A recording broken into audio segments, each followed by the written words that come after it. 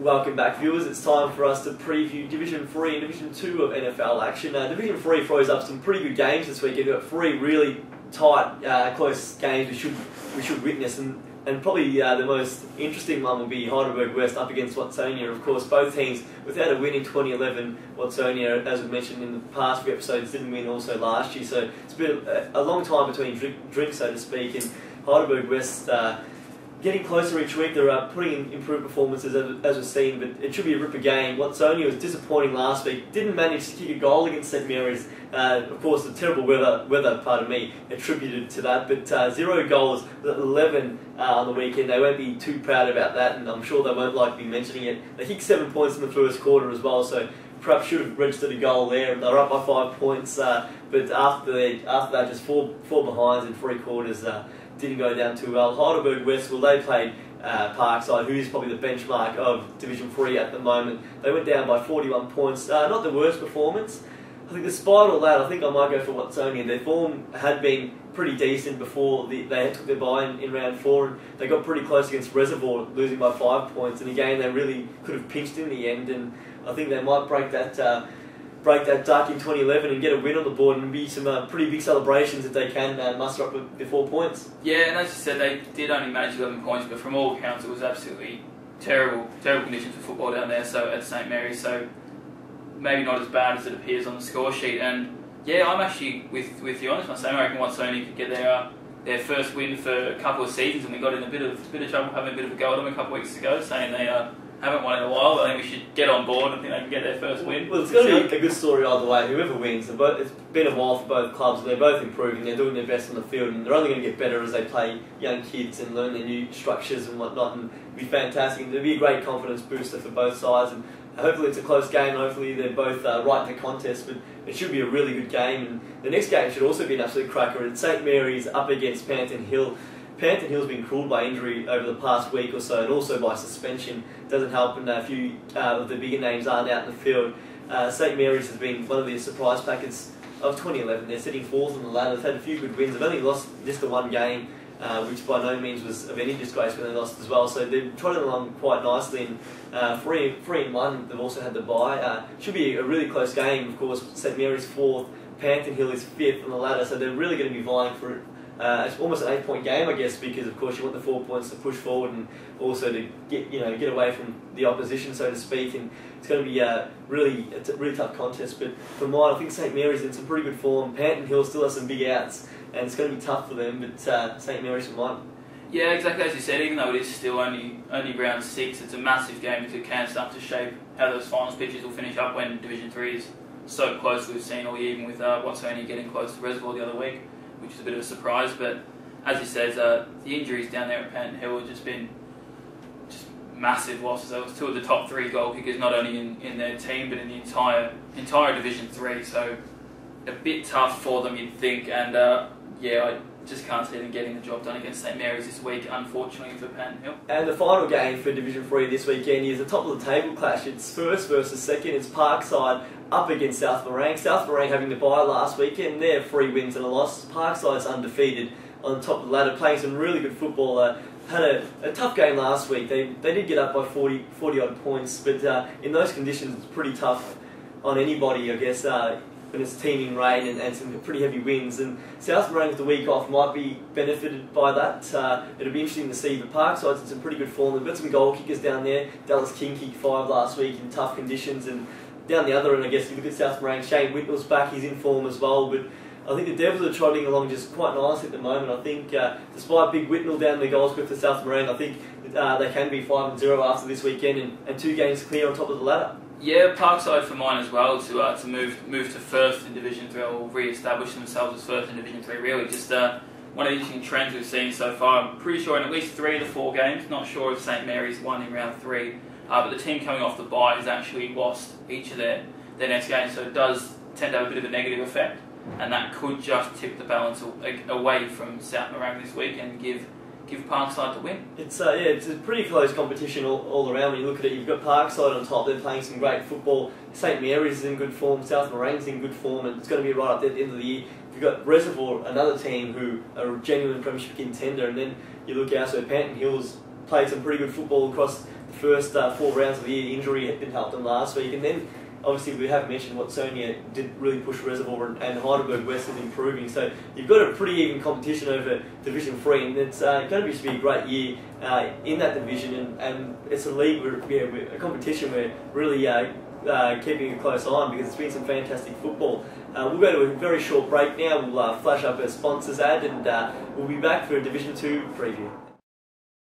Now here to preview Division 2, some cracking games in this division as well. Of course, Division 3's got some great games. Division 2 just matches it. Of course, this weekend we've got first versus second, Lower Plenty up against Lalor. It's the NFL match of the day. Myself, Quinny and Sammy Patrick will be calling all the action from Lalor Recreation Reserve from 1 PM on Saturday, so make sure you tune in, and it should be a cracking game. First game on the agenda today is Epping up against Thomastown. Two teams really would want the points. Of course, Epping winning 3 games in a row since the Easter break. They're in some really good form, and Thomastown disappointing again last week against Fitzroy Stars. Just managed the 2 goals 5 across the 4 quarters. So Fitzroy Stars did kick quite inaccurately, and things could have been a bit more lopsided had they kicked straight. Some good form being shown by Michael Manley so far this year.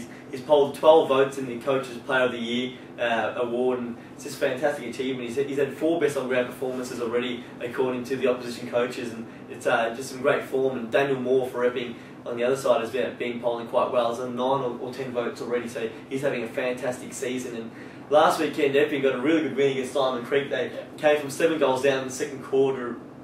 Big forward Aaron Willis took a big mark with 30 seconds to go to put his team in front, right when it counted, I guess, and some just a big victory for the club, and one that will stay in the memory bank, I reckon, because it's one of the more famous victories for the Epping Football Club. I expect them to notch up a 4th consecutive win this week against Thomastown. I think they should be too strong across most facets of the game, and I think they'll win by about 6 or 7 goals. Yeah, it's interesting. Obviously, we saw Epping in round 2 against Lower Plenty in our match of the day for round 2, obviously, and they got done, I think, by memory, it was by about 50, 60 points, and at the time we were saying that was a big loss, but as we've seen with Lower Plenty the last few weeks, 50, 60 points is actually pretty close to get to them after they won by over 300 the last 2 rounds, so I think we might have written off Epping a little bit early after that one, and as you said, a great win with Willits kicking the goal pretty much as the siren sounded last week to get the win over Diamond Creek.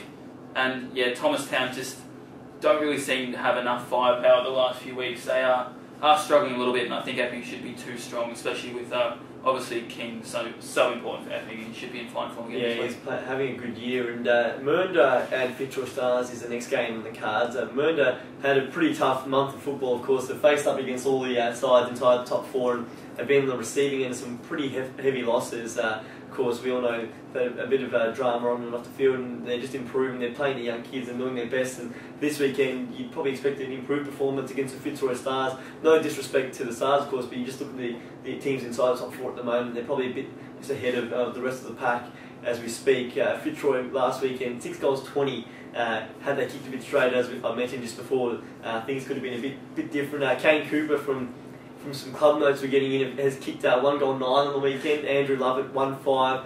Lionel Proctor, who once again was best on ground, didn't kick too straight as it was, kicked 1 goal 4, and things could have been a bit different had more of those behinds gone in for goals, but you think Fitzroy will get the job done against Mernda, and hopefully for Mernda it's a closer game. They are at home, so if all supporters do get down and support the boys, as they're going through a tough patch at the moment, but they are improving, and they're just trying their best to get better each week, and with some young names there, there's plenty of excitement still to be had, but having said that, I still think Fitzroy will win this weekend. Yeah, it should be Fitzroy for mine, but as you said, you've got Proctor, Lovett and Cooper, who are probably 3 of Fitzroy's top line names for the club, and they kicked 3 goals 18 between them, so pretty inaccurate kicking to say the least there, but as we said, it is good to see Mernda getting up and about. They got, I'll have to admit this, they got a lot closer to Lower Plenty last week than I thought they would, so it was a really good sign to see for them. By all accounts, they are really putting in some time and effort into the young boys and working really hard on the track, so they'll be bouncing back better than ever, hopefully, in the next few weeks. Well, one team that bounced back to some respects last week was Hurstbridge. They take on Diamond Creek this weekend.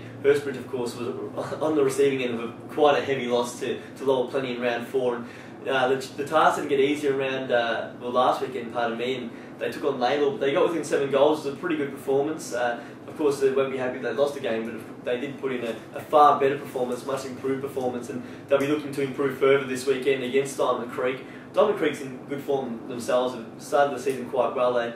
They lost to Lowell Plenty in the third game of the year, and they weren't by any means disgraced. It was a pretty close game, but for one quarter. And last weekend they probably really should have won against Epping. I think when you're 7 goals up in any game, you probably shouldn't let it slip from there, and they'll be bitterly disappointed and looking to bounce back. And I think as much as Hurstbridge improved last week, and as much as I expect them to improve this week, I think Diamond Creek will still be the better outfit on the day. Yeah, Diamond Creek for mine as well. Obviously they'll be smarting coming off giving up a 7-goal lead to Epping, so they were really, really looking forward to this one to get back on track. And Hurstbridge obviously a big improvement last week, but still just think Diamond Creek have just got too many options up forward. Even in the shocking conditions we had last week, they still managed 7 goal kickers individually, I think, across the board. So still really finding a way to go.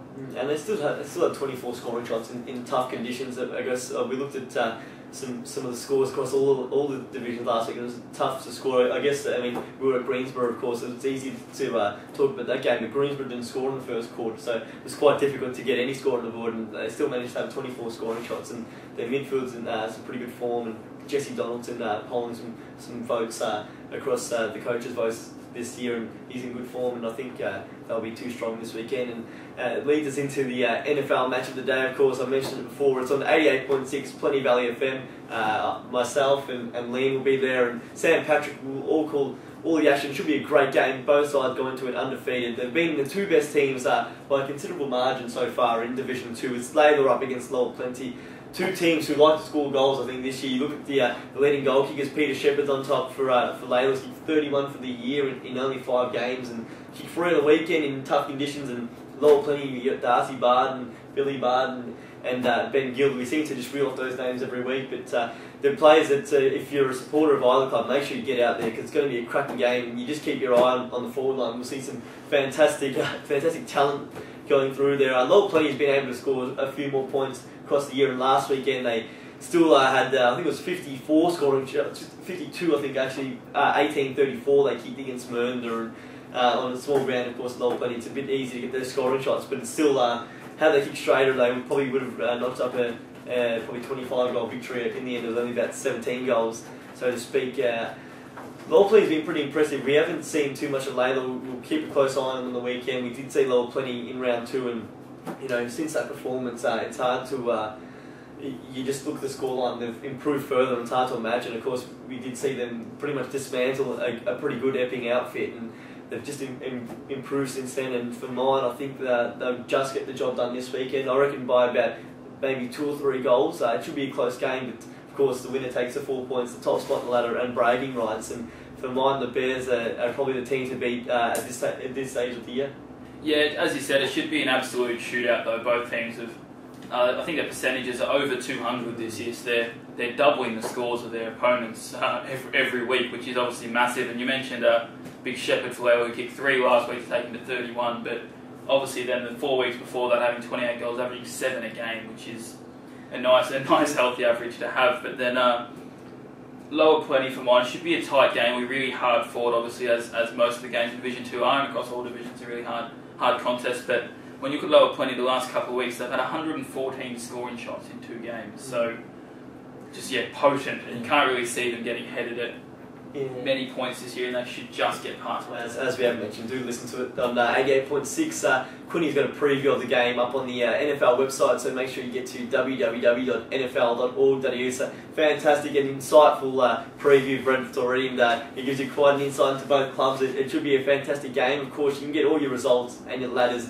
and also the under-19 fixtures, which have been revised during the week. So, as I said, www.nfl.org.au. Of course, check out our Facebook page at www.facebook.com/Northern Football League. You have all the results on a Saturday. We like to update all our followers and give them the live scores as they come to hand. Of course, there's youth girls on at Barling Reserve every Saturday morning. Get along. The girls had some cracking games on the weekend. We've also got Friday night netball, and it's getting into the business season of netball now. I think the sides are starting to sort themselves out, and of course junior football at every ground on Sunday. So get along and support everyone within the league. Thank you for watching on this Thursday night, and we'll see you again next Thursday. All the best.